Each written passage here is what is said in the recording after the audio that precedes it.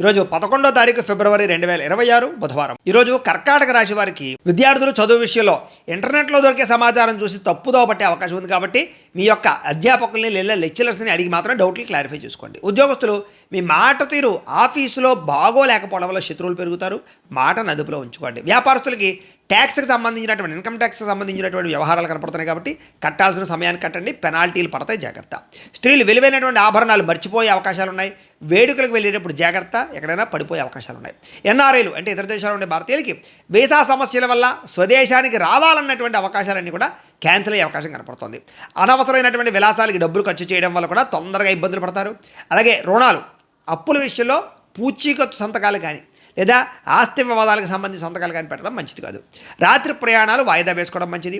అలాగే మధ్యవర్తులు కానీ వ్యవహారాలు కానీ అవన్నీ నమ్మకండి. కుటుంబంలో పెద్దల ఆరోగ్య విషయంలో ఆందోళన లేదా డాక్టర్లను సంప్రదించవలసిన పరిస్థితులు ఖర్చులు కనపడుతున్నాయి.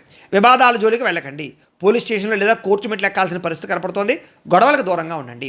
ఆరోగ్యం విషయంలో కంటికి సంబంధించినటువంటి అలసట ఇబ్బంది పెట్టే పరిస్థితి కనపడుతోంది. తగినంత విశ్రాంతి తీసుకోవడం మంచిది. ప్రేమికుల మధ్య విభేదాలు పెరిగి బ్రేకప్స్ దాకా వెళ్ళే పరిస్థితి కనపడుతోంది కాబట్టి మౌనాన్ని పాటించండి. భార్యాభర్తలు చిన్న విషయానికే విడాకులు లేదా రకరకాల మాటలు ఎత్తే పరిస్థితి కనపడుతుంది కాబట్టి కాస్త ఆలోచిస్తే సమస్యలు పరిష్కారం అవుతాయి, జాగ్రత్త. పెట్టుబడులు పెట్టేటప్పుడు జాగ్రత్త. రియల్ ఎస్టేట్లో వివాదాస్పదమైనటువంటి స్థలాల్లో పెట్టుబడులు పెట్టి నమ్మక ద్రోహాలు గురయ్యే అవకాశం ఉంది. డాక్యుమెంట్లు సరిగ్గా చూసుకోండి.